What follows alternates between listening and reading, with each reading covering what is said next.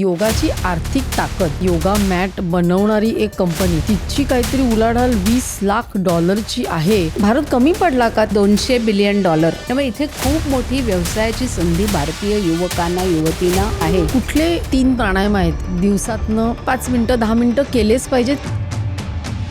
अनुलोम विलोम जो अत्यंत सुलभ आहे, जो कुठेही करता येऊ शकतो, मनातला स्ट्रेस दूर व्हायलाही उपयोग होऊ शकतो. 40 नंतर पण सुद्धा महिलांना एक तर वजन वाढतं, हाडं त्यांची ठिसूळ होतात. मग त्यांनी कुठली आसनं करावीत? अर्धमत्स्येंद्रासन आहे, सेतुबंधासन आहे, वृक्षासन आहे, यासारखी अत्यंत सोपी पण प्रभावशाली जी आहेत तशी आसनं करता येतील महिलांना. अजूनही मला असं वाटतं योग म्हणजे हिंदूंचा, तर असं आहे का? योग हिंदूंचा आहे का? तर आहे. का आहे? योग हा फक्त पुरुषांसाठी होता भारतामध्ये, असं एक काल्पनिक चित्र बनवलं जातं. जवळजवळ 200 योग वर्ग पाकिस्तानमध्ये चालतात. योगाला मान्यता आहे, योगाला कुठच्याही प्रकारचा प्रतिबंध नाही. पण अमेरिकेमध्ये हॉलिवूडला योगा जिने नेला ती पण एक स्त्री होती ना? इंदिरा देवी असं तिचं नाव आहे. ही भारतात आली, तिने योग शिकायचा हट्ट धरला आणि ती पहिली योगाची स्त्री विद्यार्थिनी ठरली आणि परदेशी विद्यार्थिनी पण ठरली. तुम्हाला आश्चर्य वाटेल कदाचित, आज अरब किंवा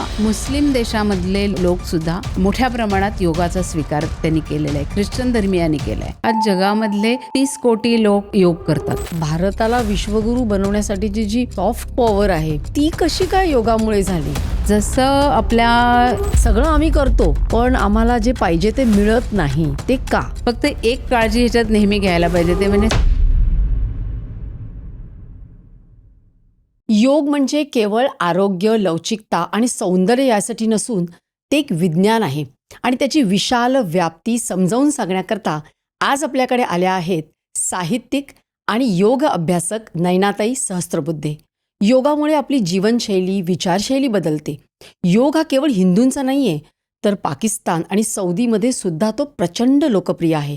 भारताला विश्वगुरू बनवण्यामागच्या मुत्सद्देगिरीचा, सॉफ्ट पॉवरचा तो एक महत्त्वाचा भाग आहे. ज्यांना ज्यांना योग प्रिय आहे त्यांनी हा एपिसोड अगदी शेवटपर्यंत बघा आणि सबस्क्राईब करायला विसरू नका. तर मग चला नयनाताईंकडनंच ऐकूया योगाचं आर्थिक, सामाजिक आणि राजकीय महत्त्व.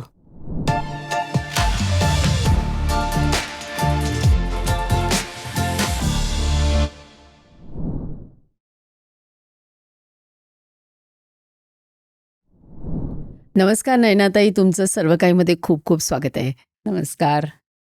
आता सध्याच तुम्ही युनायटेड नेशन्समध्ये मला वाटतं जागतिक महिला परिषदेमध्ये पॅनलिस्ट होतात आणि तुम्ही महिलांचं आरोग्य आणि त्यांना सक्षम करणं यासाठी तुमचं खूप मोठं कार्य आहे.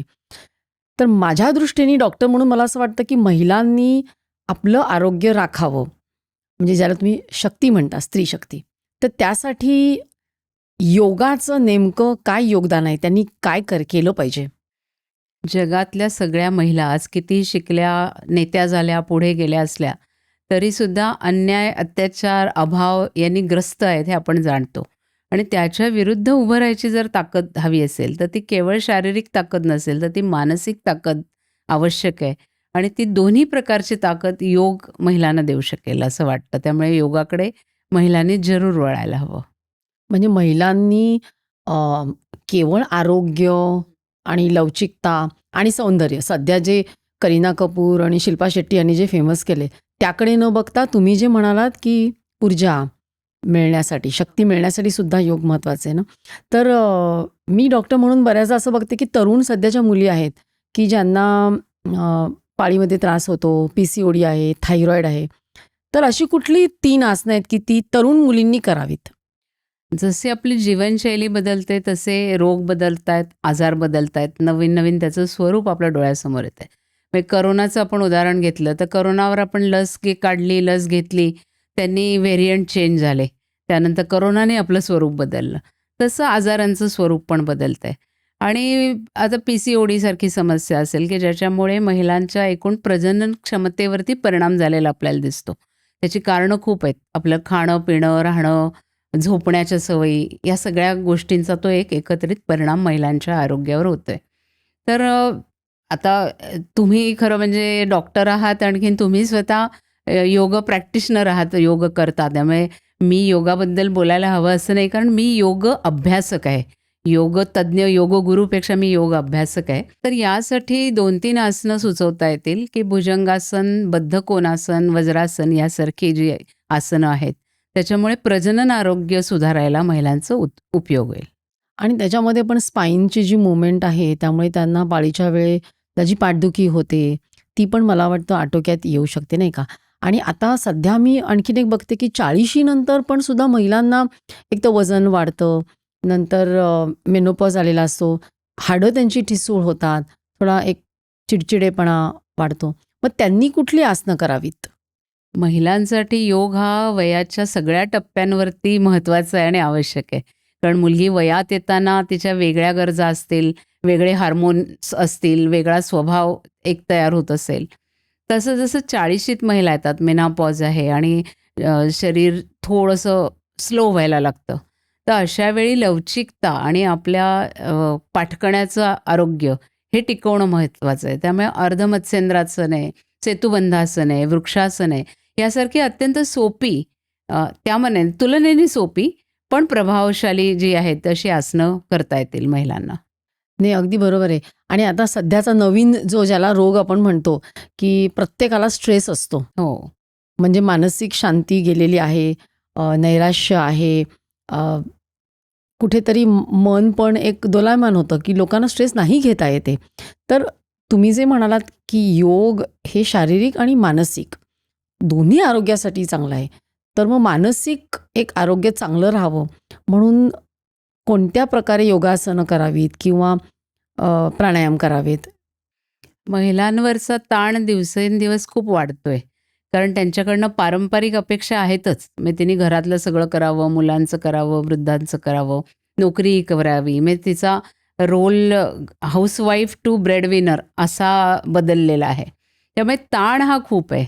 त्यात सुपर वुमन सिंड्रोमसारखी गोष्ट आहे, की नाही मला सगळीकडे स्वतःला सिद्ध करायचं आहे.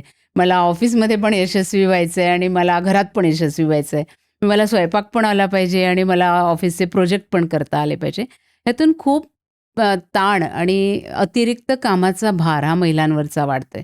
तर याच्यात बालासनासारखं आहे, शवासन आहे, नाडीशुद्धीसारखे प्राणायाम आहे.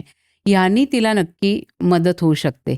फक्त एक काळजी ह्याच्यात नेहमी घ्यायला पाहिजे, ते म्हणजे सातत्य आणि निरंतर ते करणं, ह्याला खूप महत्त्व आहे. आणि तेवढा वेळ काढणं थोडं कठीण असतं, की नाही काढत आपण महिला वेळ? मी म्हणेन की आपण काढत नाही, कारण आपण त्याला प्राथमिकता देत नाही. म्हणजे आपण प्राथमिकता देतो मुलांचं करण्याला, घरातलं करण्याला, मग ऑफिसच्या कामाला. स्वतःसाठी आपण वेळ काढणं म्हणजे काही महिलांना असं वाटतं की आपण फारच अन्याय करतो इतरांवरती. तर खरं तसं नाही आहे. स्वतःचं आरोग्य हा म्हणजे आपण जसं पाठकण्याचं आरोग्य व्यक्तीसाठी आवश्यक आहे, तसं स्त्रीचं आरोग्य कुटुंबाच्या भावनिक, मानसिक, शारीरिक आरोग्यासाठी आवश्यक आहे. हे समजून तिने स्वतःसाठी वेळ त्याच्यामध्ये काढायला पाहिजे. आणि मी म्हणते स्त्रीच कशाला, पुरुषांनी सुद्धा त्यांनी पण करायला हवं. पण अ, सगळंच आता समाज जर आपण बघितला तर मानसिक ताण आहे, शारीरिक व्याधी सगळ्यात जास्त आहे, सगळ्यात जास्त. म्हणजे अगदी तरुण मुला-मुलींना पण पाठ दुखते, वाकता हो, येत नाही, हो. फ्लेक्सिबिलिटी नाही आहे. आणि आत्ता मगाशी तुम्ही म्हणालात तसं मानसिक जे आहे ते सगळ्यांनाच आहे. आणि हा मला वाटतं कोविडनंतर मेंटल हेल्थ हा एक मोठा दुसरा पॅन्डेमिक येतोय. मोठा म्हणजे मुद्दा झालेला आहे आणि कामाच्या ठिकाणचे ताणतणाव खूप आहेत आणि टार्गेट्स आहेत. ती अचीव्ह करण्याचं प्रेशर आहे. त्या वेळामध्ये प्रॉफिटेबिलिटी पाहिजे, हे पाहिजे, असं आहे. मग त्यातून आपण एका स्पर्धेच्या जगामध्ये प्रवेश करतो आणि त्यातून हे मानसिक सगळे आजार किंवा ताण मुख्यतः पहिले उद्भवतो आणि मग त्यातून ते जर जमलं नाही आपल्याला करायला, स्वतःकडून ज्या स्वतःच्या अपेक्षा आहेत त्या आपण पुऱ्या नाही करू शकलो, तर मग ते नैराश्याकडे जातं. त्यामुळे मानसिक आरोग्याकडे लक्ष देणं, शारीरिक आरोग्याकडे देणंच, पण मानसिक हे पण आता खूप गरजेचं आहे आणि त्याला प्राणायामासारखं म्हणजे एक एवढी जी आपल्या भारताची योगाची परंपरा आहे हजारो वर्षांची, म्हणजे प्रूव्हन सायन्स आहे, प्रूव्हन आर्ट आहे असं आपण ज्याला म्हणू शकू. तर त्याच्याकडे आपण जायला पाहिजे आणि 24 तासही आपण काम केलं तरी आज कमीच पडणार आहे. पण त्या 24 तासातला अर्धा तास वजा करून आपण तो आपल्या आरोग्यासाठी द्यायला पाहिजे. तरच आपण त्याला वेळ काढू शकू आणि मग 10 मिनिटं रिलॅक्सेशन आहे. म्हणजे आता योगाचंच जर म्हटलं तर सरकारतर्फे वर्ल्ड हेल्थ ऑर्गनायझेशनतर्फे योगा, योगा ब्रेक अशा नावाची ॲप पण आलेत. म्हणजे तुम्ही कामाच्या ठिकाणी 5 मिनिटाचा ब्रेक घ्या, पण ती करा. म्हणजे जरासं स्ट्रेचिंग करा, थोडंसं उठा आणि ते 5 मिनिट योगा ब्रेक किंवा योगाचं ॲपवर जे सांगितलंय तेवढे जरी तुम्ही केलंत त्या ठिकाणी, तरी तुमचं आरोग्य ठीक राहायला मदत होणार आहे. मग आता प्राणायाम कुठले 3 प्राणायाम आहेत, की जे दिवसातनं म्हणजे 5 मिनिटं, 10 मिनिटं केलेच पाहिजेत, की ज्यामुळे तुमचं एक आरोग्य व्यवस्थित राहतं? कितीही वेळ नसला तरी हे 3 प्राणायाम केले पाहिजेत. आणि प्राण म्हणजे ऊर्जा हे आपण जाणतो सगळेजण. तर ती ऊर्जा आपल्या अंगात यायला हवी असेल तर अनुलोम-विलोम जो अत्यंत सुलभ आहे, जो कुठेही येऊ शकतो. तुम्ही खुर्चीत बसून करा, खाली बसून करा, कसाही करता येईल. तर तो अनुलोम-विलोम सारखा आहे, भ्रामरी आहे. हे जे व्यायाम सोपे-सोपे प्रकार आहेत, ते केल्याने मनाचं कॉन्सन्ट्रेशन वाढायलाही उपयोग होऊ शकतो. मनातला स्ट्रेस, ताणतणाव दूर व्हायलाही उपयोग होऊ शकतो आणि श्वासाच्या माध्यमातून ऑक्सिजनात आल्याने एक ऊर्जा पण मिळू शकते. तर या तिन्ही यांनी आपण ते वारंवारिता त्यातली वाढवली पाहिजे आणि केला पाहिजे. आणि सध्या जो आहे, की पचनशक्ती लोकांची बिघडलेली आहे किंवा वजन वाढतंय पोटावरचं जास्त, तर ते सुधारण्यासाठी मला वाटतं कपालभाती पण खूप चांगलं आहे, नाही का? नक्कीच. म्हणजे त्याचाही उपयोग आपल्याला करता येईल. शिवाय छोटी-छोटी जी आसनं जी सांगितलेली आहेत, त्या आसनांचा पण आपल्याला वापर करता येईल. स्ट्रेचिंग आहे, पण बसल्या-बसल्या खुर्चीत ऑफिस चेअरवर बसल्या-बसल्या हे हात ताणले, पाय ताणले असं केल्याने उठलं, 2-1 फेरी मारली. इतकी सोप्या गोष्टी लक्षात ठेवून जर आपण केल्या ना, तर त्याचा उपयोग होईल. मग आता अष्टांग योग आहे, त्याची 8 अंग कोणती? म्हणजे आपल्याला फक्त आसनं आणि प्राणायाम असं सर्वसामान्यांना वाटतं, नाही का? तर 8 अंग कुठली? मुळात योगाचे 4 भाग आहेत आणि भारत फक्त आसनकेंद्री योग किंवा राजयोग किंवा हठयोग याला योग भारतात मानलं जात नाही. पण ज्ञानयोग आहे, भक्तियोग आहे, कर्मयोग आहे आणि राजयोग आहे. हे 4 मुख्य अंग आहेत. तर त्यातल्या राजयोगामध्ये अष्टांग योग सांगितलेला आहे आणि यमनियम जे सगळ्यात महत्त्वाची गोष्ट आहे, की जर आपल्या जीवनाला नियम आणि काय गोष्टी आपण कराव्यात आणि काय करू नयेत, हे जर नसेल, तर आपण आसन आणि योगाच्याबद्दल चर्चाच करायला नको. सुदैवाने आपल्याकडे भारतामध्ये अशा अनेक छोटे-छोटे प्रॉव्हर्ब आहेत किंवा म्हणी आहेत किंवा असं बोलण्याची पद्धत आहे, की लवकर निजे आणि लवकर उठे, त्याला आरोग्य, धनसंपदा लाभे. म्हणजे ह्या एका वाक्यातनं हे सांगितलेलं आहे, की तुम्ही वेळेवरती झोपा, वेळेवरती उठा आणि तुमची दिनचर्या सुरू करा. त्यामुळे यम, नियम, आसन, प्राणायाम हे जे 4 भाग आहेत ते आपण म्हणजे आपल्या सगळ्यांनाच माहिती आहे ते.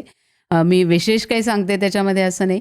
पण हे बाह्यशुद्धी, शरीराची जी बाह्यशुद्धी आहे त्याच्यासाठी आवश्यक आहेत. आणि अंतर्शुद्धी जो स्पिरिच्युअल किंवा आध्यात्मिक योगापर्यंत आपल्याला जायचं आहे, समाधीच्या अवस्थेपर्यंत किंवा भगवंतापर्यंत आपल्याला पोचायचं आहे. अशा सगळ्या टप्प्यांवरती आपण योगाचा जर विचार करत असू तर प्रत्याहार, ध्यान, धारणा आणि समाधी हे जे पुढचे 4 भाग आहेत, ते 4 भाग हे अंतःशुद्धी करण्यासाठी किंवा चित्ताची शुद्धी, अंतःकरणाची शुद्धी याच्यासाठी महत्त्वाचे आहेत. आणि हे केल्यामुळे आपल्यामध्ये एक आमूलाग्र बदल घडतो. म्हणजे मी स्वतःच्या उदाहरणावरून सांगू शकते. मी अगदी फर्स्ट MBBS पासून मी योग करत होते. आता अंडरस्टँडिंग जास्त वाढलेलं आहेच. पण मला सांगा, की हे जे एखाद्या व्यक्तीचं परिवर्तन घडवण्याची योगामध्ये जी ताकद आहे, ती का आहे? कारण योग हा फक्त शरीरावर काम करत नाही. योग हा मनावरती, तुमच्या विचार पद्धतीवरती, सगळ्यावरती काम करतो. श्वासावर काम करतो. त्यामुळे तुमचं ऊर्जा आत घेणं आणि विचार करणं किंवा जागृत अवस्थेत राहून पण तुम्ही त्यातनं निर्लेप व्हायचं की मनाने बाहेर पडायचं. असं इतकी एक उच्च कोटीच्या गोष्टी आपल्याला योगामध्ये सांगितलेल्या आहेत आणि त्या पद्धतीने योग काम करत असल्यामुळे आपल्या पूर्ण कार्यक्षमतेवरती योग हा परिणाम करू शकतो. आणि जी व्याख्या आहे आरोग्याची, ती वर्ल्ड हेल्थ ऑर्गनायझेशनची व्याख्या आहे. त्याच्यामध्ये आपण जर शब्दशः बघितलं तर आरोग्य म्हणजे काय? तर आजार नसणं म्हणजे आरोग्य आहे का? तर तेवढं पुरेसं नाही आहे. किंवा एखादा संसर्गजन्य आजार होऊ नये म्हणून काळजी घेणं म्हणजे आरोग्य आहे का? तर ह्याहीपेक्षा मनोकायिक जो संबंध आहे, त्या म्हणजे मनाचा आणि शरीराचा किंवा आजारांचा, ह्याच्याबद्दल योगामध्ये सखोल असं चिंतन, मनन, संशोधन आणि लोकांनी त्याची प्रॅक्टिस केलेली आहे. आणि अनुभवातून हे सगळं लोकांनी आत्तापर्यंत एक प्रकारचं संचित जे साठलं भारताने, आणि आता तो आंतरराष्ट्रीय योग दिनाच्या निमित्ताने आपण जगाला ते आज खुलं केलेलं आहे.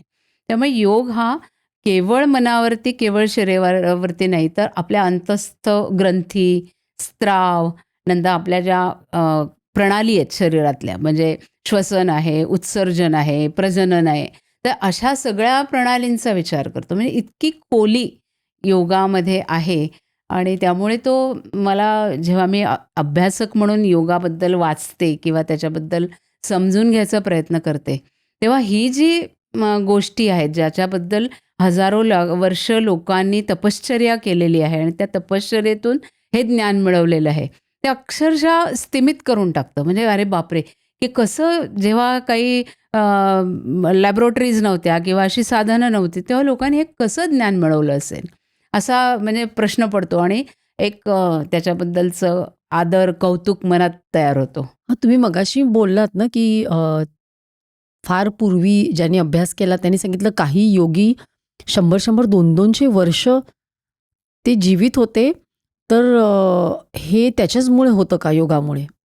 असलं पाहिजे. कारण आजच्या काळामध्ये सुद्धा जे योगसाधना करतात, त्यांना होत असलेले आजार, अर्थात असा एम्पिरिकल स्टडी कोणीतरी केला पाहिजे, की योगसाधना करणाऱ्यांमध्ये आजाराचं प्रमाण काय आहे, काय नाही.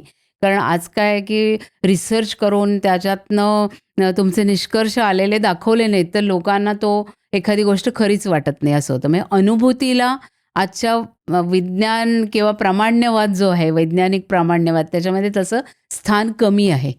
आणि आधीची जी आपली परंपरा आहे ती अनुभव, अनुभूती ह्याच्यावरती आधारलेली आहे. पण आजच्या काळामध्ये सुद्धा नियमित योग करणाऱ्यांचं आरोग्य चांगलं राहतं, आयुर्मान चांगलं राहतं. व्याधी येत असल्या तर त्या उशिरा येतात. हे अगदी आपल्या परिचितातली उदाहरणांमध्ये पण आपल्याला दिसून येतं. म्हणजे आता मी बऱ्याचदा बघते ना, अगदी 70-75चे सुद्धा जे 15 वर्ष, 20 वर्ष योगा करतायत, ते एकदम फिट असतात आणि दिसतात पण. म्हणजे त्यांचे त्वचा, त्यांचं केस आणि एक जनरल त्यांचा जो एक फिटनेस असतो, तो पण खूप जास्त असतो. तर मला एक सांगा नैनाताई, सूर्यनमस्कार हा ओरिजिनल योगामध्ये नव्हता ना, तो समर्थांनी आणला का? समर्थांच्या चरित्रामध्ये आपल्याला त्याचे संदर्भ मिळतात, की त्यांनी बलोपासनेसाठी रोज ते 1200 सूर्यनमस्कार घालायचे किंवा असं. 1200? हो, असे उल्लेख आहेत त्यांच्या चरित्रामध्ये. पण आजच्या आधुनिक काळामध्ये सूर्यनमस्कारांना देशात, परदेशात पोचवण्याचं काम केलं ते औंधच्या महाराजांनी केलं. आणि सूर्यनमस्कार तसं बघितलं तर पतंजलींचं योगसूत्र जे पुस्तक आहे, ते सुद्धा योग तत्त्वज्ञानाची चर्चा करतं. त्याच्यामध्ये फक्त 3 आसनांचा उल्लेख आहे. जी आज आपण अनेक आसनं आहेत, अनेक शुद्धिक्रिया आहेत असं म्हणतो, त्यातला कशाचाच उल्लेख त्याच्यामध्ये नाही आहे. तसं हे इव्हॉल्व होत गेलेली प्रोसेस आहे. आणि त्याच्यातनं काही आसनांचा एका क्रमाने ती आसनं घालणं, म्हणजे सूर्यनमस्कारामध्ये 6 ते 7 आसनांचा समावेश असतो आणि ती एका क्रमाने, एका फ्रिक्वेन्सीनी घालणं, यातून सूर्यनमस्कार या प्रकाराचा जन्म झालेला आहे. आणि भवानराजे जे औंधचे राजे होते, त्यांनी तो विदेशामध्ये प्रसिद्ध केला सूर्यनमस्कार. मग आता आपण असं म्हणतो, म्हणजे तुम्ही जे म्हणालात ते, की योगामुळे संपूर्ण असं परिवर्तन घडतं एखाद्याचं. पण विचारशैली बदलते, जीवनशैली बदलते, एक स्थिर होतं माणूस.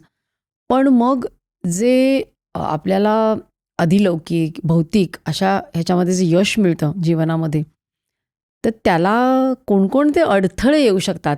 म्हणजे असं की सगळं आम्ही करतो, पण आम्हाला जे पाहिजे ते मिळत नाही, ते का?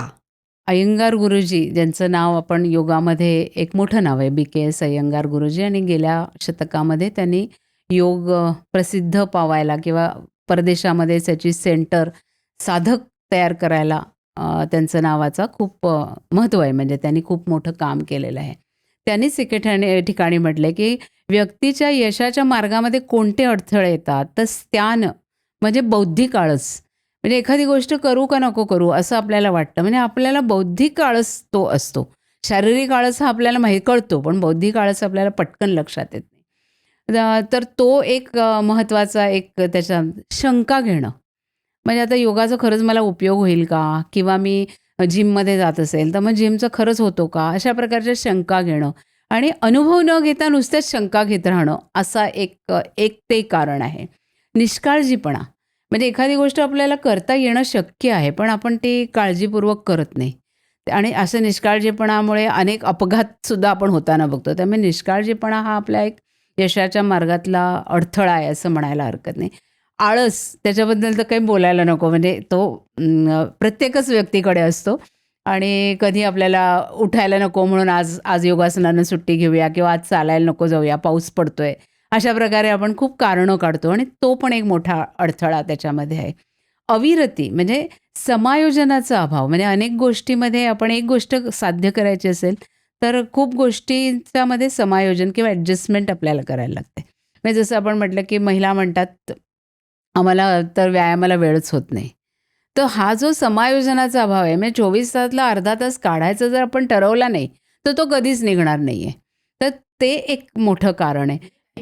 टाईम मॅनेजमेंट आहे त्याच्यामध्ये आणि अनेक गोष्टींची ॲडजस्टमेंट आहे. म्हणजे त्या वेळेची आहे, उठून बाहेर जाण्याची आहे, आपल्या बाकीचे जे चॉईसेस किंवा प्रेफरन्सेस आहेत, ते ठीक-ठाक करणं, प्रायोरिटी बदलणं. म्हणजे जर मला संध्याकाळी 4 ते 5 योगाचा क्लास आहे आणि त्याच वेळी मला मैत्रिणीकडे जायचं आहे, माझी किट्टी पार्टी आहे किंवा भिशी आहे. तर अशाही गोष्टींचं, व्यावहारिक गोष्टींचं पण समायोजन त्याच्यामध्ये करायला लागतं. आणि भ्रांती किंवा शंका घेणं, असे प्रश्न पडणं, ते एक आहे. म्हणजे ती मानसिक अवस्था आहे एका अर्थाने. मनातली अशी आंदोलनं तयार होतात, की हे करू का नको करू? हे चांगलं आहे का वाईट आहे? की हे केलं मी तर कोण काय म्हणेल? कोणी नावं ठेवेल का? कोणी चांगलं म्हणेल का? अशा प्रकारची मनातली आंदोलनं आणि प्रश्नोपनिषद कायम आपल्या मनात एक तयारच होत असतं. तर ते एक कारण आहे. आणखीन यश सांभाळता न येणं, हे एक मोठं कारण आहे असं अय्यंगार गुरुजी म्हणतात. म्हणजे यशाने हुरळून तरी आपण जातो, यशाने आपण गर्विष्ठ तरी होतो किंवा यश आलं की आपण कायम यशस्वीच होऊ असा तरी आपला गैरसमज होतो. यश मिळून सुद्धा आपल्या बाकीची जी विचारपद्धती आहे, ती विचारपद्धती नीट ठेवणं आणि ती नीट नाही ठेवली, तर तो पण आपल्या पुढच्या यशाच्या मार्गातला एक अडथळा बनतो असं अय्यंगार गुरुजींनी म्हटलेलं आहे. त्यामुळे या सगळ्यांचा विचार आपण योगाच्या बाबतीत केला, तर त्याच्यावर मात केली, तर योगाचे व्यावहारिक फायदे आणि हे मानसिक जी अ, सगळी आंदोलनं आहेत किंवा प्रश्न आहेत किंवा मानसिक अवस्था आहेत त्या आपल्या, त्यातून मार्ग आपल्याला निघू शकेल असं वाटतं मला. म्हणजे हे सगळे अडथळे मानसिक आहेत. हां, मानसिक आहेत सगळेच. मनातनंच आपल्या तयार मनातून होत असतं तयार हे. होतात. हां. आणि मग त्याचा योग जेव्हा आपण सुरू करतो, तर त्या 5 कोशांवर त्याचा परिणाम होत असेल ना? अगदी. अन्नमय, प्राणमय, विज्ञानमय हो. आणि आनंदमय, मनोमय आणि आणि आनंदमय. आनंदमय. तर त्याच्या सगळ्याचं शुद्धी होऊन परिवर्तन घडतं. परिवर्तन घडतं. पण मग एखाद्या व्यक्तीचं परिवर्तन होणं आणि मग त्याप्रमाणे समाजाचं कसं होतं? परिवर्तन ना वेगवेगळ्या पातळ्यांवरती होतं. म्हणजे आता योगाचं आपण बोलतोय आणि मी जेव्हा योगाचा अभ्यास करताना माझ्या असं लक्षात आलं, की आज जगामधले 30 कोटी लोक योग करतात. आणि ते 30 कोटी लोक काही भारतीय नाही आहेत. त्यांच्या खाण्यापिण्याच्या सवयी वेगळ्या-वेगळ्या आहेत. पण तरी जे 30 कोटी लोक आहेत त्यातले 41% लोक हे शाकाहारी आहेत. म्हणजे अशा प्रकारचे बदल आणि परिवर्तन हे होत जातं आणि त्याचा म्हणजे विवेकानंदांनी त्यांच्या पुस्तकात लिहिलंय, की हत्ती झाडपाला खातो. तर हत्ती झाडपाला खातो आणि तो झाडाखाली छान झुलत असतो, उभा असतो.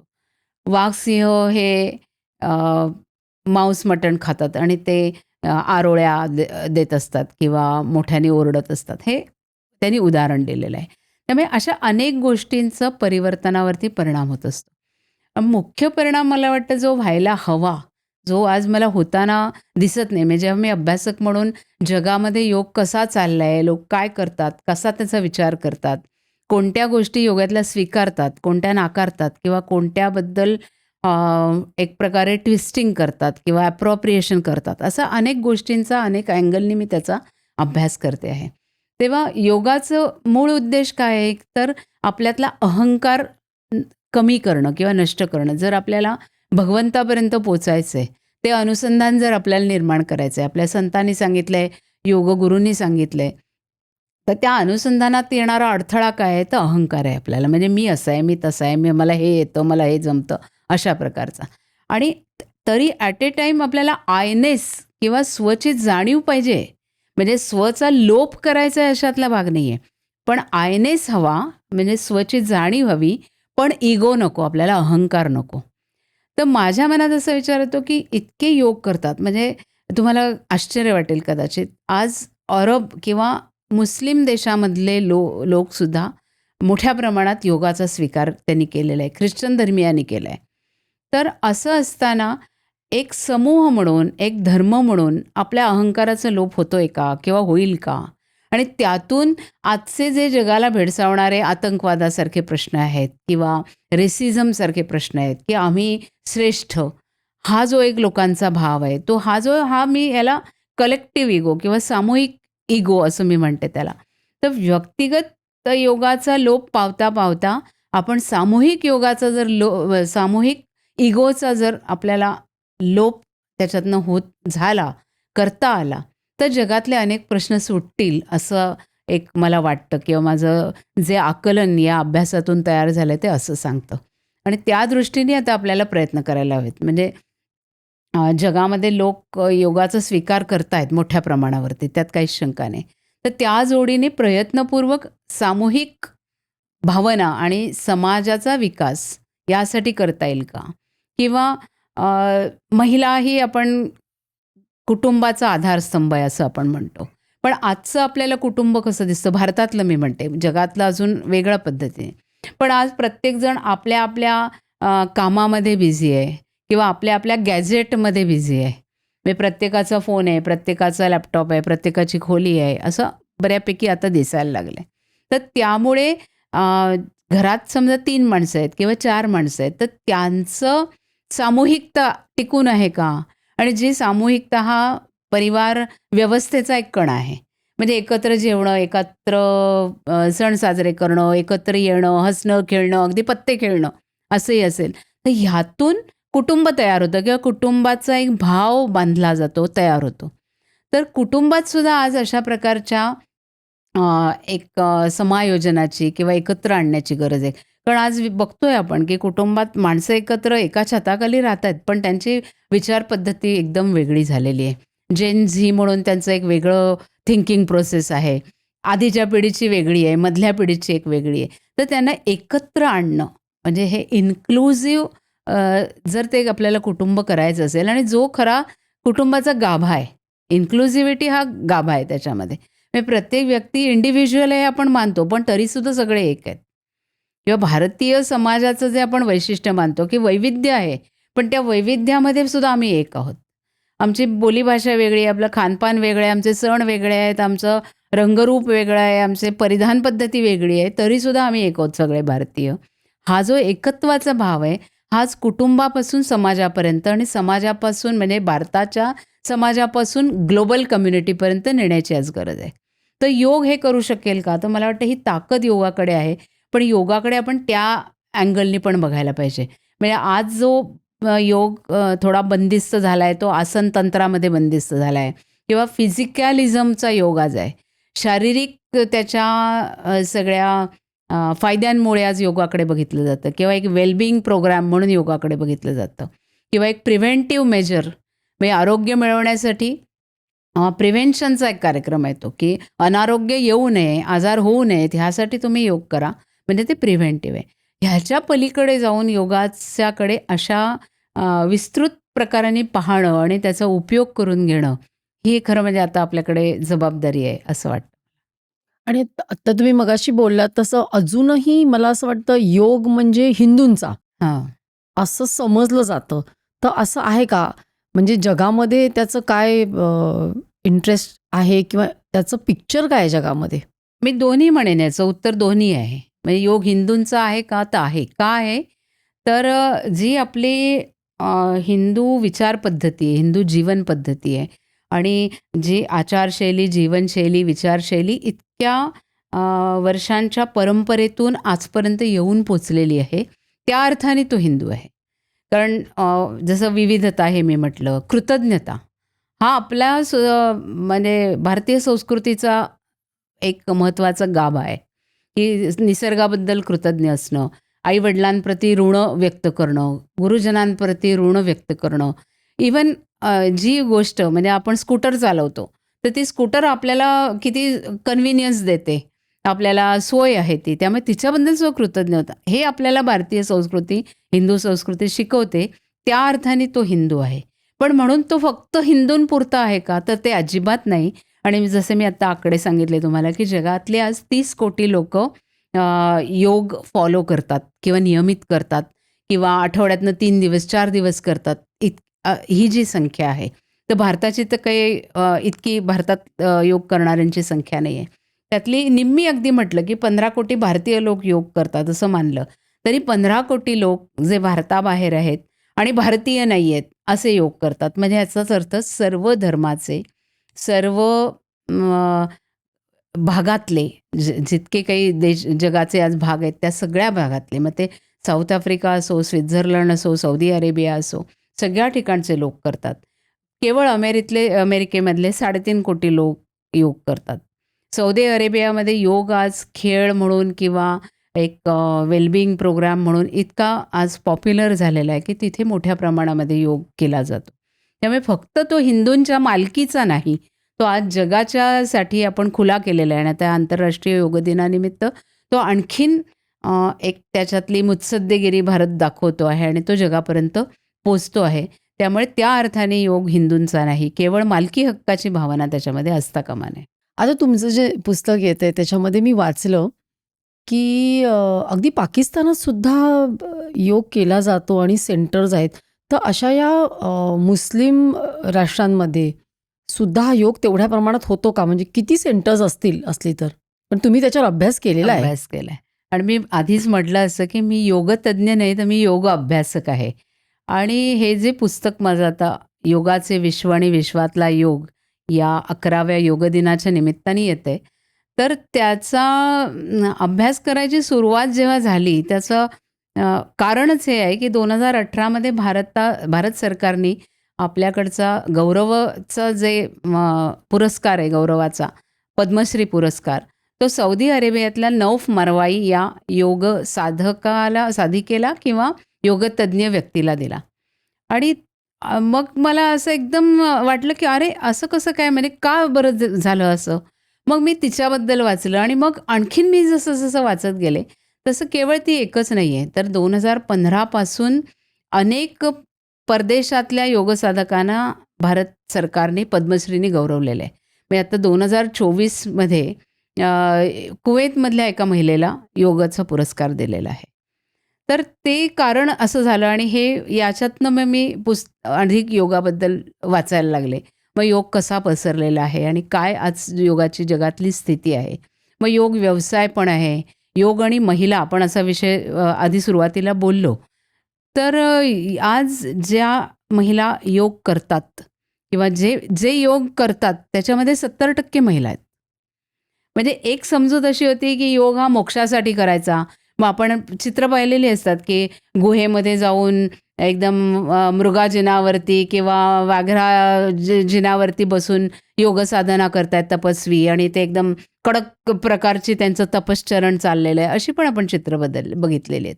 आणि आज अशी चित्र दिसत आहेत, की एका बाजूला मुलाचा अभ्यास घेत आहेत, एका बाजूला वॉशिंग मशीन लावलंय आणि ती स्त्री योगासनं करते किंवा त्यात आपलं शरीर स्वास्थ्य नीट ठेवायचा प्रयत्न करते. जितके योग स्टुडिओ आज चालतात, म्हणजे 22-23 हजार योग स्टुडिओ आज जगभर चालतात.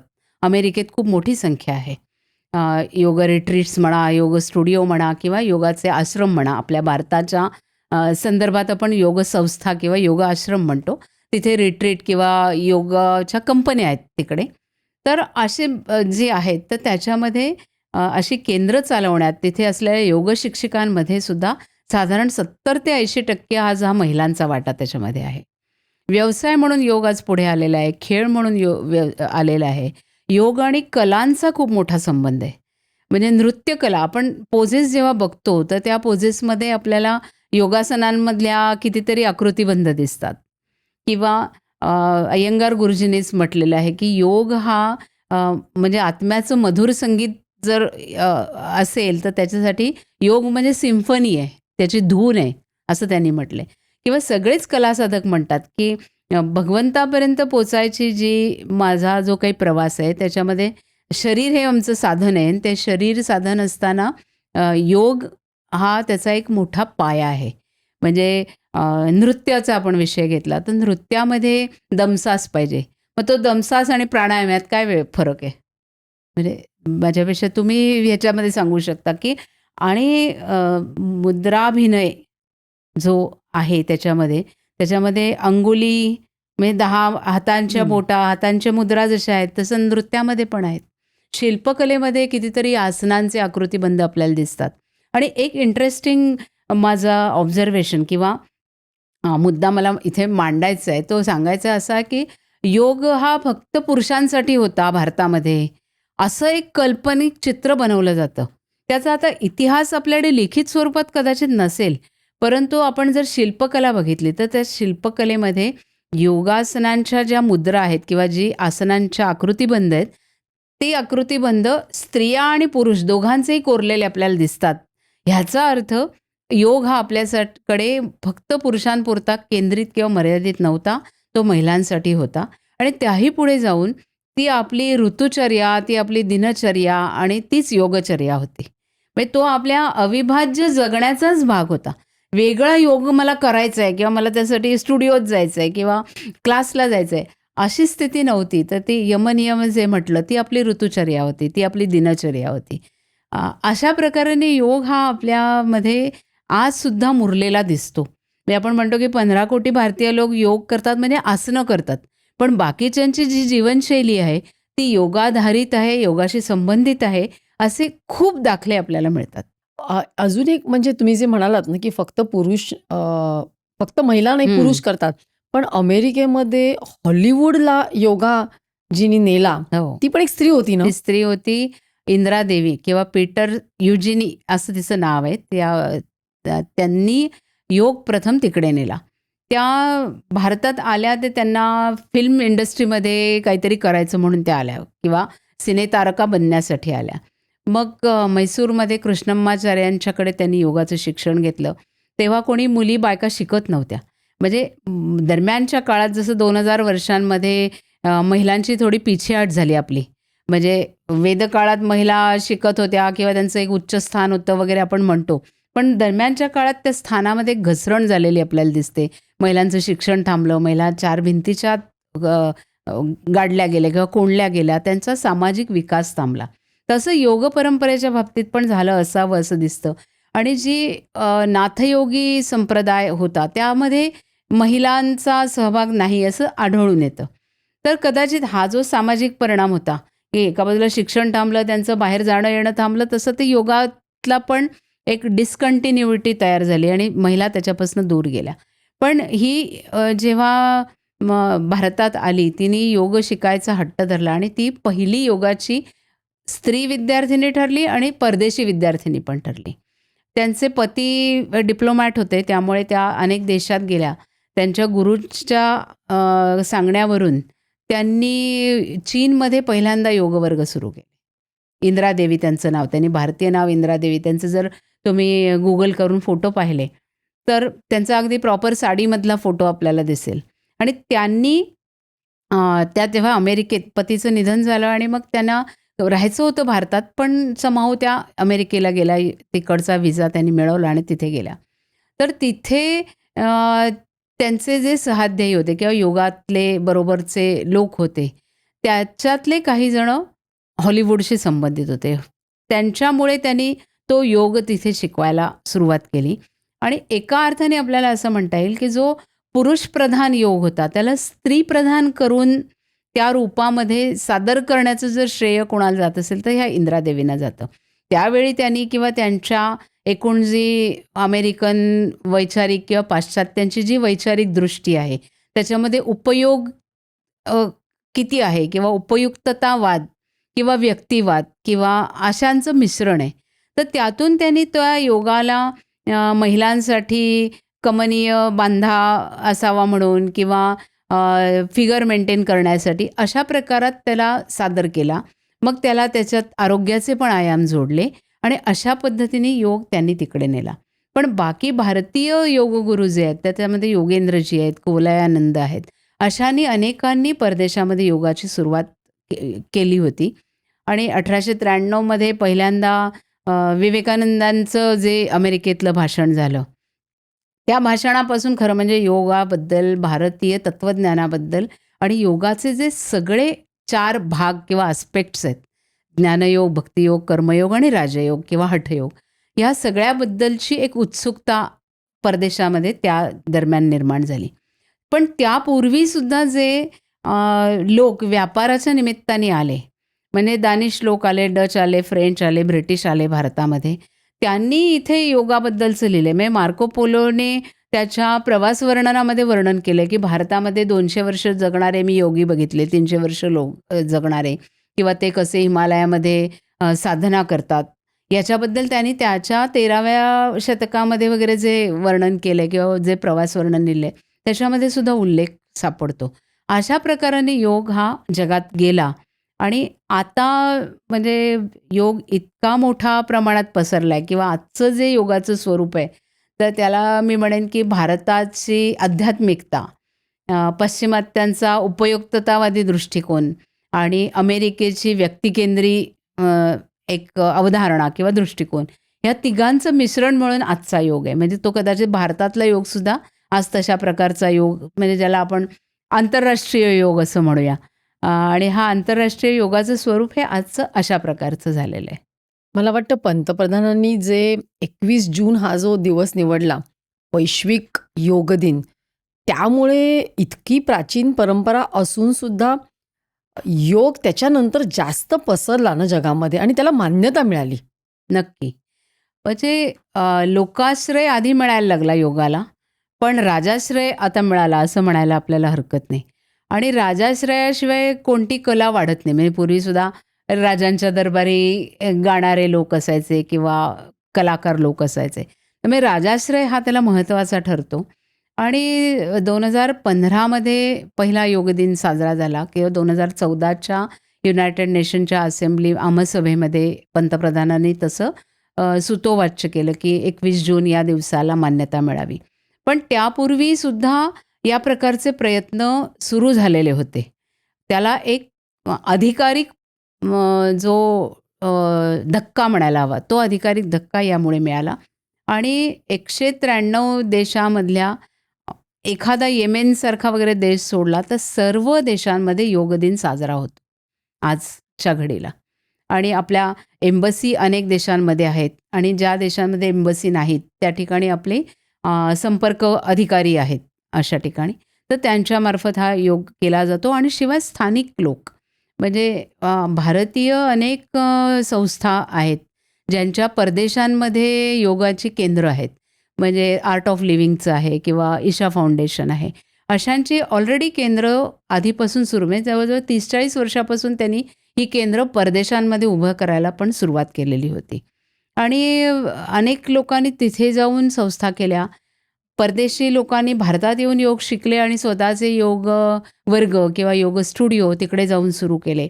अशी देवाणघेवाण आधीच सुरू झाली होती आणि वेगवेगळ्या प्रकारे देवाणघेवाण होऊन वेगळ्या वेगळ्या अवधारणा, म्हणजे त्यांची अंडरस्टँडिंग ज्याला आपण म्हणतो, त्या अंडरस्टँडिंगमधून आणि त्यांच्या उपचार पद्धतींमधून असं सगळ्यांच्या मिश्रणातून वेगवेगळे प्रयोग पण आता योगावरती झालेत. म्हणजे यन योगासारखा जो प्रयोग आहे तर ते चिनी पारंपरिक औषध उपाययोजनेची जी पद्धत आहे त्याच्याबद्दल किंवा त्यांची जी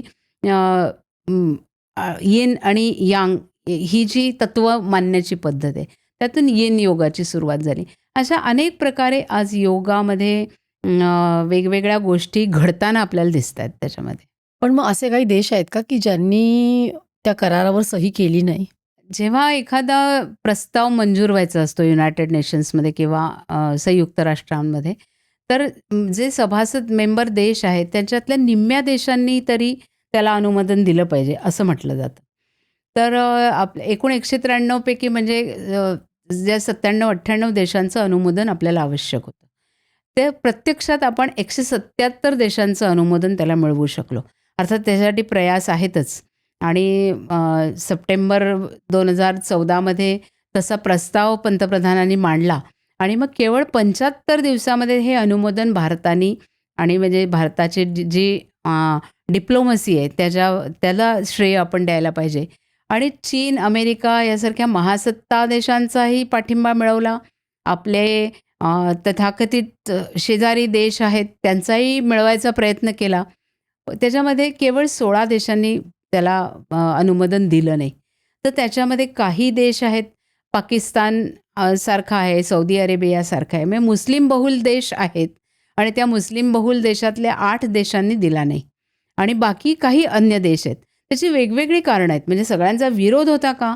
तर एकाही देशाने या प्रस्तावाला विरोध केलेला नाही किंवा एकाही देशामध्ये योग चालत नाही अशी परिस्थिती नाही. या ना त्या प्रकाराने तिथे योग स्टुडिओ आहेत आणि योग केला जातो. योगाला मान्यता आहे. योगाला कुठच्याही प्रकारचा प्रतिबंध नाही.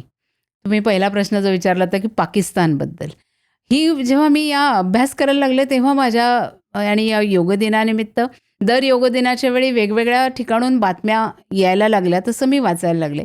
आज योगाच्याबद्दल पाकिस्तानमध्ये जवळजवळ 200 योगवर्ग पाकिस्तानमध्ये चालतात आणि योगी हैदर, मोईज हुसेन अशासारखे योगी तिथेच चालवतात आणि ते त्यांच्या पद्धतीने चालवतात. त्याच्यामध्ये ते त्यांच्या इस्लामिक अवधारणेशी जोडायचा प्रयत्न करतात. त्याच्यामध्ये असे सगळे प्रकार आहेत.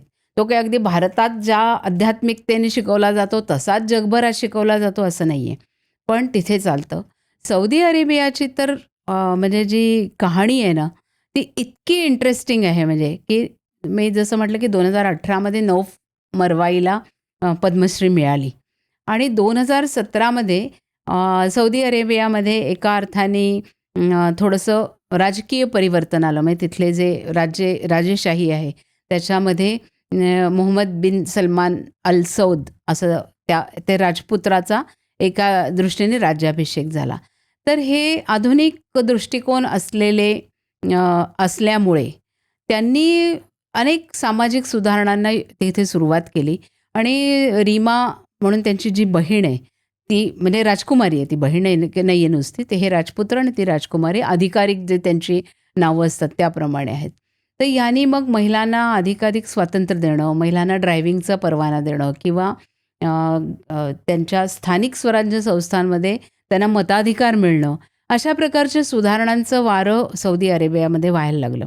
आणि नौफ मरवाईचं वैशिष्ट्य हे ती तर म्हणते की मी 2005-06 पासून योग शिकवते आणि सौदी अरेबियामध्ये योगावर बंदी कधीच नव्हती. त्यामुळे मी शिकवायला तर सुरुवात केली होती.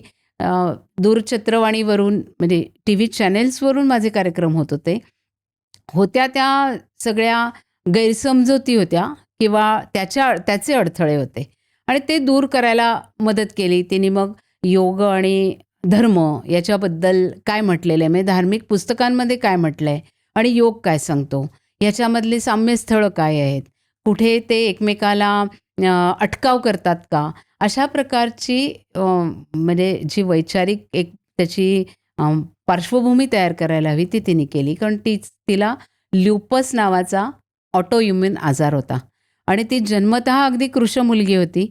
15, 16, 18 वर्ष तिच्या आजाराचं निदानच झालं नाही की तिला काय होते. तिला अन्न पचत नव्हतं आणि ओव्हर इम्युनिटी हा तो रोग आहे.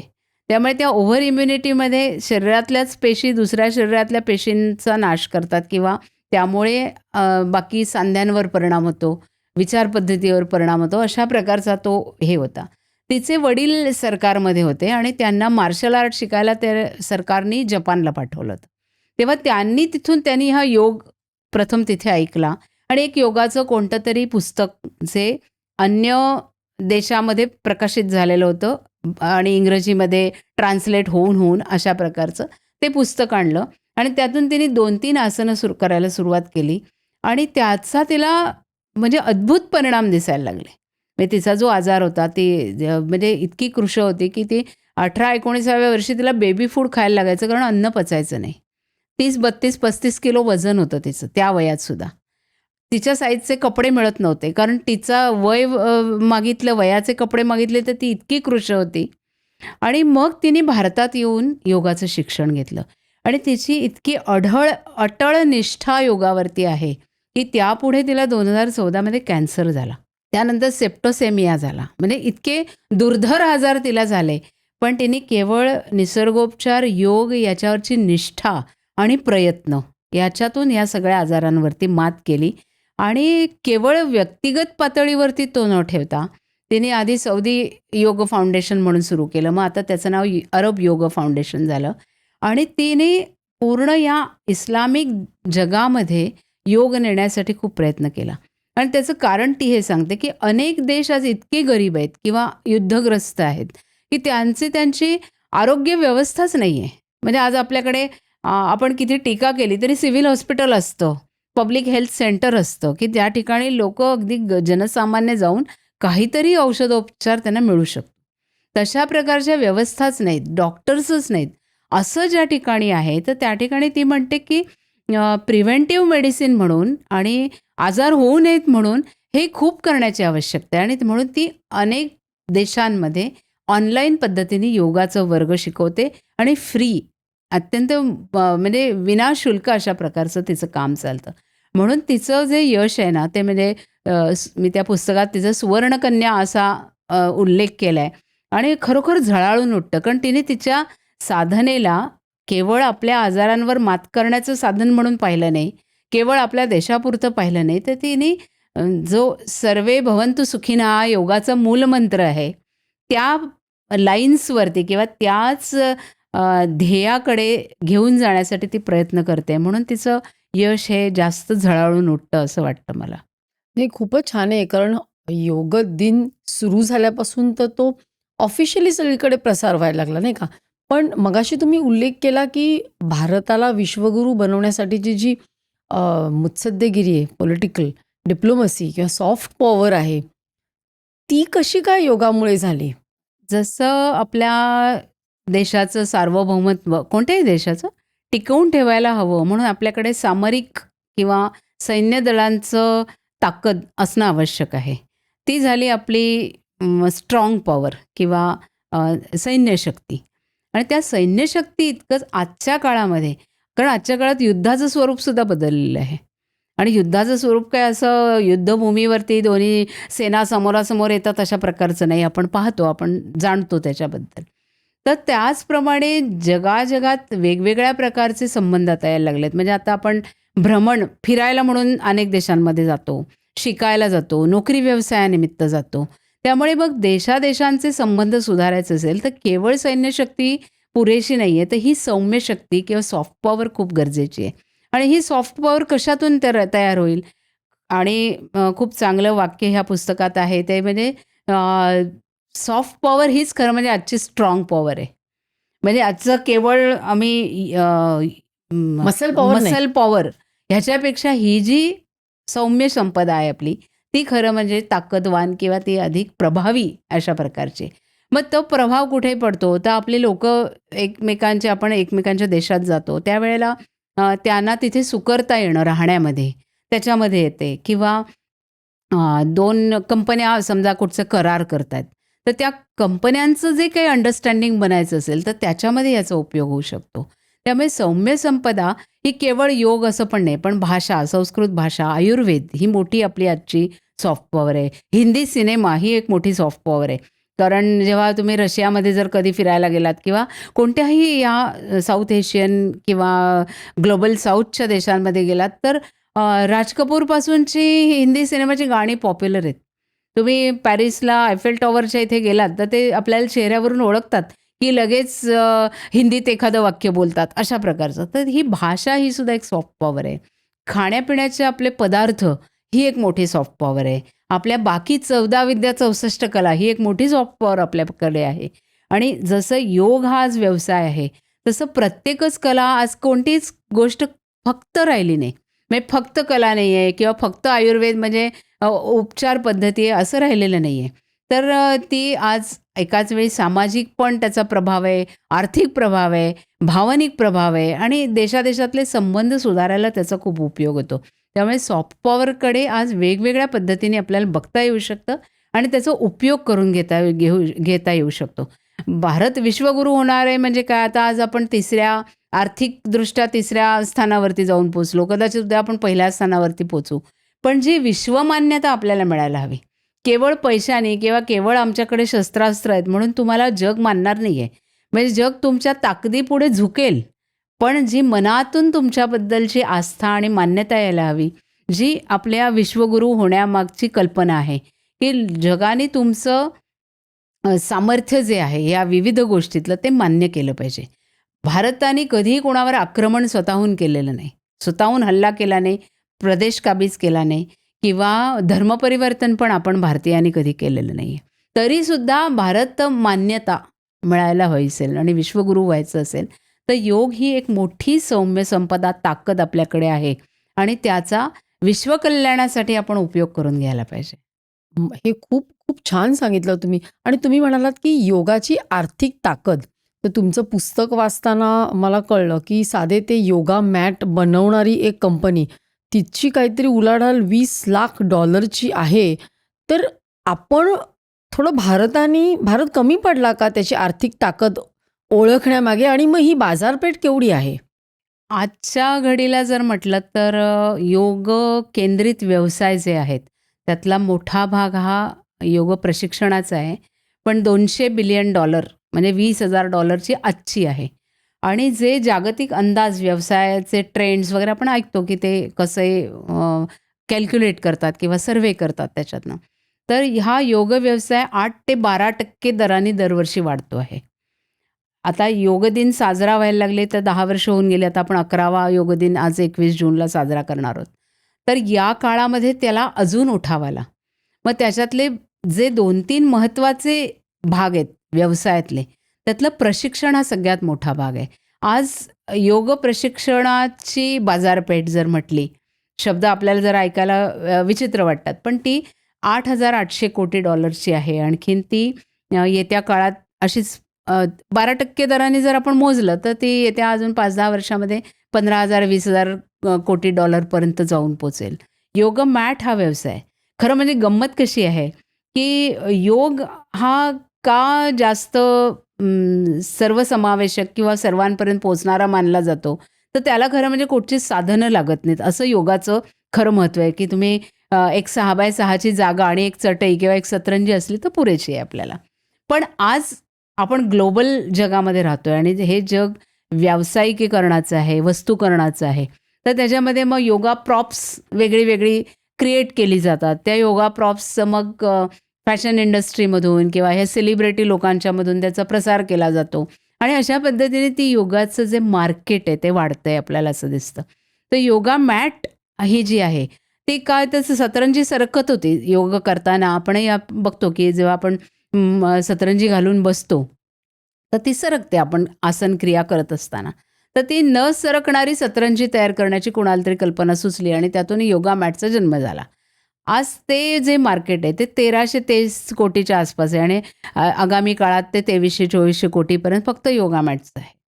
किंवा कपडे, आता ज्याला खरं म्हणजे कशाची गरज नाही असं म्हटलेलं आहे, पण योग सुलभ कपड्यांची जी बाजारपेठ आहे ती पण प्रचंड मोठी बाजारपेठ आज आहे. कारण आपण बघतो की आज मी 2 आसनं मला जमली तर मला लगेच वाटतं की माझं रील करावं आणि इन्स्टावर टाकावं. मग इन्स्टावर टाकताना मी तर काही जुन्या-पान्या कपड्यातलं टाकणार नाही. मग तो जरा कुठचा तरी कपडा छान घातलेला असावा, मग तो स्टायलिश कपडा असावा. अशा प्रकाराने ती मार्केट ट्रेंड्स जे आहेत ते वाढत आहेत आणि हे कपड्यांचं मार्केट आहे ते आजचं 2,500 कोटीचं आहे आणि ते पुढे जाऊन 4,300 किंवा 4,400 कोटीचं होईल. आणि याशिवाय अनेक योगाच्या आजूबाजूचे व्यवसाय आहेत. म्हणजे मग त्याच्याबद्दलचा पेटंटचा एक मोठा विषय आहे. आणि म्हणजे त्यात राजकारण आहे का? राजकारण आहे म्हणण्यापेक्षा अर्थकारण नक्की आहे. कारण आपल्याकडे व्यवसाय हा आपला मूळ आपल्या जीन्समध्ये किंवा आपल्या ब्रेनमधला विषय नाही आहे भारतीयांचा. कारण आपण योगसुद्धा काय किंवा बऱ्याच ज्ञानपरंपरा ह्या मौखिक आहेत आपल्या. त्यामुळे त्या मौखिक परंपरा एकाकडून दुसऱ्याकडे, दुसऱ्याकडून तिसऱ्याकडे पिढ्यानपिढ्या आलेल्या आहेत. पण आपण त्याच्यावर कधी आपला हक्क, ताबा सांगितलेला नाही. योगसुद्धा आपण भारताचा आहे, हिंदू भूमीत वाढलेला, विकसित झालेला आहे असं आपण म्हणतो. पण आज आपण तो जगासाठी खुला केलेला आहे, कारण ते जगाच्या कल्याणासाठीचं एक मोठं साधन आहे म्हणून. तर पेटंटचा विषय जो आहे, तर काही लोकांनी प्रयत्न केला. आपल्याला हळदीच्या पेटंटची गोष्ट माहिती आहे, की आपल्याकडे अगदी खेड्यातली, गावकुसातली अशिक्षित जरी बाई असली, तरी तिलाही माहीत असतं, की बोट कापलं किंवा जनावराच्या पायाला जखम झाली, तर ती पटकन हळदीची चिमूट आणून त्याच्यावरती टेकवते. त्यामुळे हे इतकं पारंपरिक ज्ञान आपल्याकडे परंपरेने वाहत आलेलं आहे. त्याच्याबद्दल पेटंट दिलं पण गेलं आणि मग आपल्याला भारताला जाग आली आणि ते पेटंट परत घेण्यासाठी आपल्याला खूप लाखो रुपयांचा खर्चही आला आणि खूप प्रयत्नही पडले. म्हणून आता आपण भारत सरकारने एक भारतीय डिजिटल ग्रंथालय, ट्रॅडिशनल नॉलेज डिजिटल लायब्ररी अशा प्रकारचा एक उपक्रम सुरू केलेला आहे आणि त्याच्यामध्ये आपले जे पारंपरिक ज्ञान आहे ते पारंपरिक ज्ञान डॉक्युमेंट करणं, त्याच्याबद्दलचं संशोधन आहे ते म्हणजे काय म्हणायचं त्याला, की त्याच्या वैज्ञानिक आधारावरती ते नोटिफाय करणं. मग आयुर्वेदातले अनेक फॉर्म्युले आहेत, कडुनिंबाचा उपयोग आहे, हळदीचा उपयोग आहे, योगासनातल्या पद्धती आहेत. असं आता त्याच्यामध्ये आपण अनेक गोष्टी, फॉर्म्युले आहेत ते डिजिटाईज केलेत आणि ते जगातली जी पेटंट कार्यालय आहेत त्यांना आपण उपलब्ध करून देतो आहे. योग इतका पसरण्याचं एक तंत्रज्ञान हे एक मोठं कारण आहे. या तंत्रज्ञानाच्या आधारावरती आज योग सगळीकडे पसरलेला आहे. तर त्याच्यामुळे आपण ते काही भाषांमध्ये ट्रान्सलेट करून पण उपलब्ध करून देतो. म्हणजे तंत्रज्ञानाचा हाही फायदा आहे आणि ते झाल्यामुळे असं झालं, की योग किंवा आयुर्वेदासंबंधित एक 350-400 पेटंटचे अर्ज रद्द झाले. कारण हे प्रायर आर्ट आहे किंवा हे पूर्वी सिद्ध झालेलं आहे, की पूर्वी लोकांच्या उपयोगातलं आहे. त्यामुळे आता त्याचं तुम्ही पेटंट घेऊ शकत नाही. कारण पेटंट घेतलं की काय झालं, तुमचा स्वामित्व हक्क त्याच्यावर आल्यानंतर त्याचा जो व्यावसायिक उपयोग आहे तो फक्त तुम्हीच करू शकता. पण जे पूर्वीचं ज्ञान आहे, जे खुलं आहे, त्याचा उपयोग तुम्ही स्वतःचं पेटंट करून करू शकत नाही. त्यामुळे योगाबद्दल आता कोणाला पेटंट घेता येत नाही त्याच्यामुळे. ते इतकी ही हजारो वर्षांची परंपरा आहे. कारण पेटंट घेतलं की तुमचं ते 20 वर्ष 30 वर्षापुरतंच टिकतं ना. त्याच्यानंतर ते खुलं होतं ज्ञान आणि हे तर आपलं योगाचं ज्ञान हजारो वर्षांचं आहे. त्यामुळे पेटंट हा काही भावच नाही. पण लोकांनी मानलेला आपला स्वामित्व अधिकार ह्याच्यावर नक्की आहे असं वाटतं. कारण आजसुद्धा जेव्हा मी म्हणते की योग शिक्षणाची बाजारपेठ ही एवढी मोठी आहे आणि अनेक परदेशी योग साधक, योग शिक्षक त्याच्यामध्ये काम करत आहेत. तरीसुद्धा भारतीय योग शिक्षक जर असेल तर त्याला आजसुद्धा प्राधान्य मिळतं आणि मला वाटतं हाच आपला स्वामित्व हक्क आहे. अजून आपलं वेगळं पेटंट घेण्याची आपल्याला गरज नाही आहे. खरं आहे आणि एवढी मोठी प्राचीन परंपरा आहे आणि अजूनही मला असं वाटतं म्हणजे एक तर आपलं वैश्विक योग दिनामुळे सुरू झालेलं आहे, पण आर्थिक बाजारपेठ आपण तेवढी काबीज केलेली नाही आहे. अजिबातच केली नाही असं मला म्हणायला लागेल, म्हणावंसं वाटतं. कारण म्हणजे योग शिक्षणाचाही जर भाग असेल तर तिथे परदेशांमध्ये योग शिक्षण देणाऱ्या कंपन्या आहेत. म्हणजे लिमिटेड लायबिलिटी कंपनी किंवा नॉट फॉर प्रॉफिट कंपनी अशा प्रकारच्या कंपन्या किंवा मल्टीनॅशनल आज ज्याला आपण म्हणतो त्या प्रकारच्या कंपन्या योग शिक्षण देतात. आणि भारतामध्ये संस्था किंवा नॉट फॉर प्रॉफिट अशा प्रकारच्या कंपन्या किंवा मुख्यतः आश्रम किंवा संस्था हे योग शिक्षण देतात. हा मोठा फरक आहे. म्हणजे योगा कोअर पॉवर अशी सगळ्यात मोठी स्टुडिओची चेन आज जगातली आहे आणि त्याचे केवळ अमेरिकेमध्ये किंवा परदेशामध्ये 220 शाखा आहेत, म्हणजे ब्रँचेस आहेत आज त्यांच्याकडे 10,000 एम्प्लॉईज आहेत. त्यातले 5,500 योग शिक्षक आहेत. म्हणजे त्याचं आजचं वैश्विक स्केल आपण जर बघितलं तर त्या स्केलवर आज आपण कुठे आहोत ह्याचा आपण विचार करायला पाहिजे. योगा मॅटचा विषय घेतला, योगाच्याबद्दलचे कपड्यांचा विषय घेतला, तर ह्याच्यामध्ये आपण काय करतो आहोत. आज आपल्याकडे कितीतरी प्रकारचं रॉ मटेरियल उपलब्ध आहे. म्हणजे ताग आहे आपल्याकडे, सूत आहे, ज्याच्यापासून आपण बनवून विकू शकतो. मी आता महिला क्षेत्रात काम करते त्यामुळे सेल्फ हेल्प ग्रुपसारखी एक मोठी रचना आपल्या हातात आहे, की त्या महिला अशा प्रकारचा उद्योग करू शकतील खरं म्हणजे. पण आपण त्या अँगलनी त्या व्यवसायाकडे अजून पाहिलेलंच नाही आहे. ते जर आपण बचत गटातल्या महिलांना काम दिलं, की तुम्ही योगा मॅट बनवा आणि आम्ही त्या विकू. प्रयत्न असा होतोय, आता भारत सरकार तो प्रयत्न करतंय, की शक्यतो भारतीय उत्पादकांकडून त्या वस्तू घ्या, त्या प्रोक्युअर करा आणि त्या वापर करा, असं करतंय. पण ते ग्लोबल स्केलवरती जाण्यासाठी खूप मोठं काम आपल्याला करायला पाहिजे याच्यामध्ये. आणि व्यवसायाच्या खूप मोठ्या संधी आहेत आज युवकांना. जसं योग प्रमाणीकरण मंडळ आहे, योग सर्टिफिकेशन बोर्ड. कारण योगामध्ये जसा चांगल्या गोष्टी पसरल्यात, तसं त्याचं ट्विस्टिंग पण खूप झालेलं आहे. म्हणजे त्याची तोडमोड पण खूप प्रकाराने चालली आहे. म्हणजे मग bear yoga, dear yoga, dog yoga, अमुक योगा अशा प्रकारे त्याचं ट्विस्टिंग पण होताना दिसते. तर हा जो अपहार आहे किंवा ह्या चुकीच्या पद्धती आहेत, त्या रोखण्याचं काम पण आपल्याला करायला लागणार आहे. आणि ह्याचं कारण काय असावं? तर योग आतापर्यंत कसं होतं, की गुरु शिष्य परंपरेतून पुढे येत होता. त्यामुळे मला जसं समजला तसा मी केला. माझ्या गुरूंना जसं आकलन झालं किंवा त्यांना जशी आवश्यकता वाटली तसं ज्ञान त्यांनी मला दिलं. त्याच्यातलं स्टँडर्डायझेशन नव्हतं. म्हणजे अमुक आसन अमुक पद्धतीने अमुक वेळ करावं किंवा नाही करावं किंवा किती वेळा करावं, कोणी करावं, कोणी करू नये.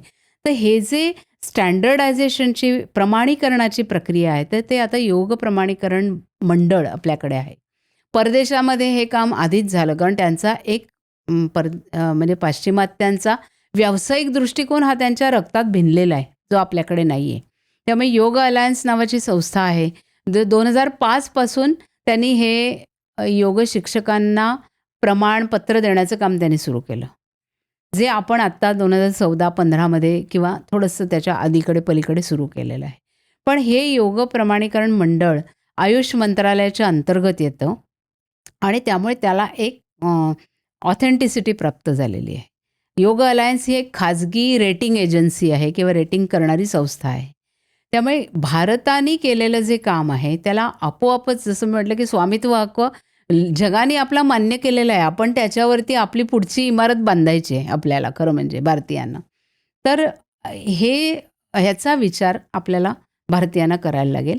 आणि हे सर्टिफिकेशन आता होत असल्यामुळे अनेक लोकं पुन्हा तंत्रज्ञानाचा आधार घेऊन सुद्धा, म्हणजे आज भारतातल्या कोणत्याही कोपऱ्यात बसून जगातल्या कुठच्याही कोपऱ्यातल्या व्यक्तीला आपण योग शिकवू शकतो. त्यामुळे इथे खूप मोठी व्यवसायाची संधी भारतीय युवकांना, युवतींना, मध्यमवयीन लोकांना, गृहिणींना सगळ्यांना आहे. त्याच्याकडे आपण व्यावसायिक संधी म्हणून पण बघायला पाहिजे. केवळ मी माझ्या आरोग्यासाठी योग करेन, माझी आज पाठ दुखली म्हणून मी योगाला जाईन किंवा आता फारच वजन वाढलं म्हणून मी योगाला जाईन, इतक्या छोट्या उद्देशाने योगाकडे न बघता आज वैश्विक जो पट आहे योगाचा, त्या पटामध्ये मला कसं योगदान देता येईल ह्याचा विचार करून आपण त्याच्यामध्ये जायला पाहिजे असं मला वाटतं. मला वाटतं तुम्ही हा जो एक खूप वाईडन केला पर्स्पेक्टिव्ह, की मी माझं आरोग्य, माझी लवचिकता सोडून एक सामाजिक त्याचं जे परिमाण आहे किंवा ते जाऊन आता तुम्ही जे वैश्विक म्हणताय आणि त्याचं आर्थिक गणित, राजकीय गणित खरंच मला माहीत नव्हतं आणि ते तुम्ही एक खूप छान सांगितलं.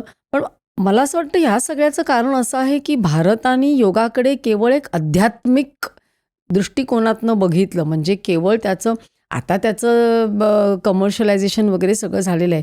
मग आता अजूनही त्याला एक ऑथेंटिसिटी देण्यासाठी योग जो आहे, ज्याला आता योगा म्हटलं जातं, तर त्याचा खेळ म्हणून स्वीकार होणार का? याच्याबद्दल मतमतांतरं खूप आहेत किंवा मतभिन्नता असायला वाव पण खूप आहे. म्हणजे जसं मी म्हटलं, की योगाची जन्मभूमी भारत आहे. पण योगाची कर्मभूमी आज भारत राहिलेली नाही आहे. म्हणजे 140 कोटीतले 10 किंवा 15 कोटीच लोक योग करतात. त्यात नियमित किती करतात वगैरे हा पुन्हा मोठ्या संशोधनाचा विषय आहे आपल्याकडे सुद्धा. आणि अनेक लोकांनी खेळ म्हणून त्याला मान्यता मिळावी असा प्रयत्न केला. एका बाजूने योग आपण का करतो? तर आपल्या मनातल्या ज्या नकारात्मक भावना आहेत, स्पर्धा आहे, ईर्ष्या आहे, चढाओढीची भावना आहे, मला ह्याच्या पुढे जायचं आहे, मला काहीतरी मिळवायचं आहे, ह्या सगळ्या नकारात्मक भावनांचा लोप व्हावा किंवा लोप करावा म्हणून आपण एका बाजूने योग करतो.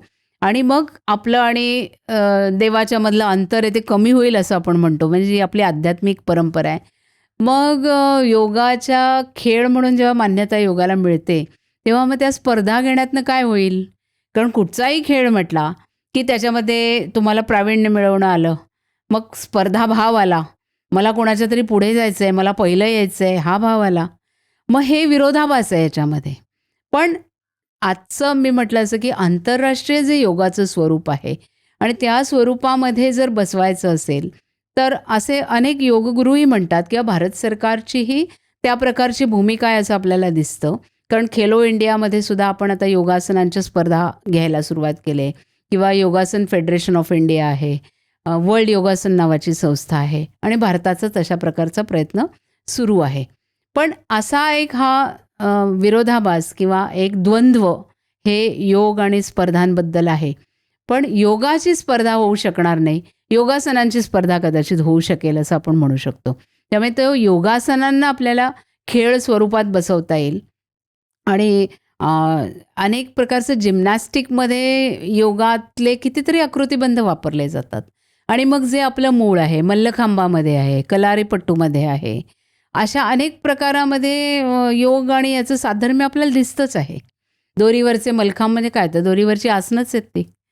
तर अशांच्या स्पर्धा होऊ शकतील असं म्हणून आज जगाची वाटचाल योग हा खेळ आहे इकडे चालले किंवा भारताची सुद्धा ऑलिम्पिक भरवण्याची एका प्रकाराने तयारी चालू आहे आणि कदाचित 2036 किंवा 2040मध्ये आपल्याला ते ऑलिम्पिक भरवायला परवानगी त्या ऑलिम्पिक कमिटीकडनं मिळेल असं अशा प्रकारे आपण तोही डिप्लोमसीचा भाग आहे. त्या दृष्टीने आपली मुत्सद्देगिरी चालू आहे. सगळ्यात मोठी युवकांची संख्या आज आपल्याकडे, म्हणजे एवढं मोठं पॉप्युलेशन किंवा एवढी मोठी जनसंख्या लोकसंख्या असल्यामुळे तर युवकांची संख्या आहेच. पण आपला देश हा तरुणांचा देश मानला जातो कारण 18 ते 50 किंवा 40 या वयोगटातली मोठी संख्या आज आपल्याकडे. त्यामुळे युवा ऑलिम्पिक भरवलं जाऊ शकतं आणि तोपर्यंत तरी त्याला मान्यता मिळावी असे प्रयत्न सुरू आहेत. पण असे प्रयत्न आत्ताच सुरू झाले असं नाही, तर ते 89-90 पासून योगासनांच्या स्पर्धा भरत आहेत आणि आत्ताचे म्हणजे अनेकांनी त्याच्यामध्ये भाग घेतलेला आहे. खूप छान आहे ना ताई, तुम्ही आता एक छान सुतोवाच करून एक त्याचा एक हे गाठलात की 2036 किंवा 40मध्ये भारतामध्ये ऑलिम्पिक होऊ शकतं आणि त्याच्यामध्ये आपण योग हा खेळ म्हणून मान्यता मिळू शकते. तर आज योग आणि त्याचा जो एक सर्वांगीण विचार तुम्ही जो दिलात तो इतका सुंदर होता, म्हणजे मला सुद्धा अशी कल्पनाच नव्हती.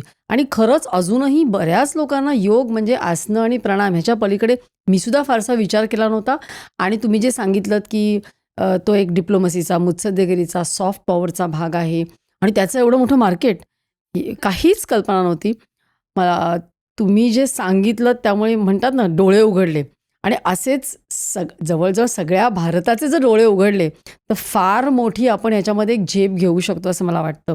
तुम्ही इकडे आलात आणि खूपच काय काय खूप छान, कोणालाच मला वाटतं ही माहिती नाही, ही सांगितली.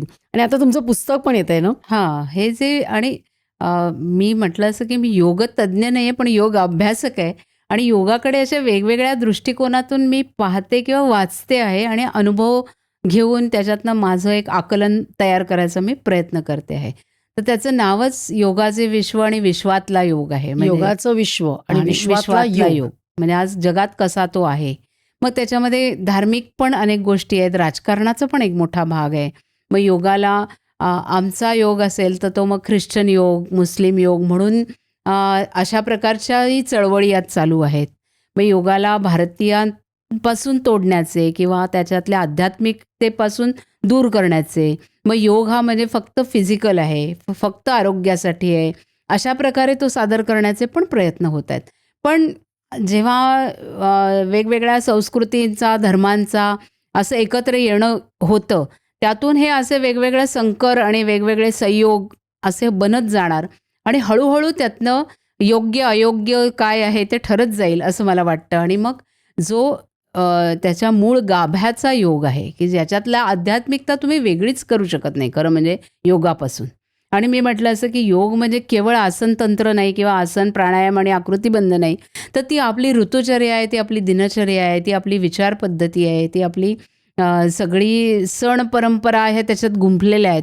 असं ते व्यामिश्र अशा प्रकारचं एक रसायन आहे असं म्हणायला पाहिजे. आणि त्या प्रकाराने तो योग जगात पसरेल आणि जसं आपण म्हटलं की सामूहिक त्याचा जो लाभ व्हायला हवा आणि सामूहिक अहंकाराचा लोप पाहून एक सौहार्दाचं वातावरण जगभर तयार व्हावं. मग हे युद्ध आहेत, स्पर्धा आहे, ईर्ष्या आहे, सगळा शस्त्रास्त्रांचा व्यापार आहे किंवा आजच्या काळात तंत्रज्ञानाधारित अनेक वाईट गोष्टी घडत आहेत. म्हणजे मग पोर्न आहे, हिंसा आहे, ते तंत्रज्ञानाच्या माध्यमातून आज पोचते. तर ह्या सगळ्या प्रश्नांवरती आणि कुटुंब व्यवस्थेत जे निर्माण झालेले प्रश्न आहेत, त्या सगळ्या प्रश्नांवरती उत्तर शोधायला योग हे एक मोठं साधन आणि एक मोठं कारण होऊ शकतं, असा मला विश्वास हे सगळं वाचल्यानंतर आणि हे आकलन मांडताना आला. आणि त्या पुस्तकात मी तोच मांडायचा प्रयत्न केला की जी आपली ज्ञानार्जनाची परंपरा आहे, ती परंपरा लोकांपर्यंत पोचवणं हा पण एक मोठा भाग आणि योगाचा चाललेला अपहार थांबवणं ती आपली जबाबदारी आहे. ती मानून आपण काम योग या विषयात करायला हवं. सुरुवात त्याची आपण आपल्या वैयक्तिक साधनेपासून करूया. अगदीच वेळ नाही मिळाला तर 6 सूर्यनमस्कार, 12 सूर्यनमस्कार, थोडेसे प्राणायाम, थोडंसं स्ट्रेचिंग इथपासून करूया आणि हळूहळू आपल्याला ते रोज करायचं आहे अशी धारणा करता करताच मग बाकीचे जे अनुषंगिक विषय आहेत, योग आणि व्यवसाय आहे, योग आणखीन खेळ आहे, योग आणि आरोग्य हा तर आहेच, हा तर बेसिक विषय आहे. तर विश्वकल्याणाकडे जाण्यासाठी आपण स्वतःला तयार करूया आणि योगदान त्याच्यामध्ये देऊया असं वाटतं. खूपच सुंदर. खूप बरं वाटलं तुम्ही इतकं सगळं असं योग हा सर्वसमावेशक कसा आहे, असं इतकं छान तुम्ही आज माहिती दिलीत नयनाताई. खूप खूप धन्यवाद सर्व काहीमध्ये आल्याबद्दल. फार छान वाटलं. Thank you so much. नमस्कार. तुमच्या खूप श्रोत्या आणि प्रेक्षकांपर्यंत हा कार्यक्रम पोचेल आणि त्यांना या योगदिनानिमित्त स्वतः योग करायची प्रेरणा मिळावी अशी एक प्रार्थना करून मी थांबते. तुम्ही मला इथे बोलवलं त्याच्याबद्दल खूप खूप धन्यवाद तुमचे. Thank you so much. तर प्रेक्षक हो, आज नयनाताईंनी आपल्याला योग म्हणजे केवळ शारीरिक म्हणजे किंवा आसन नव्हे, तर त्याचे इतके सारे डायमेन्शन समजावून सांगितले. म्हणजे व्यष्टी ते समष्टी कसं जाता येतं किंवा समष्टीतून परत व्यष्टीकडे, हे इतकं सुंदर सांगितलं. हा एपिसोड तुम्हाला नक्की आवडला असेल. तुमच्या प्रतिक्रिया आम्हाला जरूर कळवा. तुमचे याबद्दलचे विचार किंवा तुम्ही जे योग करत असाल, तुमचे जे अनुभव असतील ते आम्हाला वाचायला नक्की आवडतील. लाईक करा, शेअर करा आणि सबस्क्राईब करायला विसरू नका. पुन्हा भेटूया पुढच्या वेळी. असेच खास पाहुणे आपल्याकडे येतील त्यांच्याबरोबर सर्व काहीमध्ये.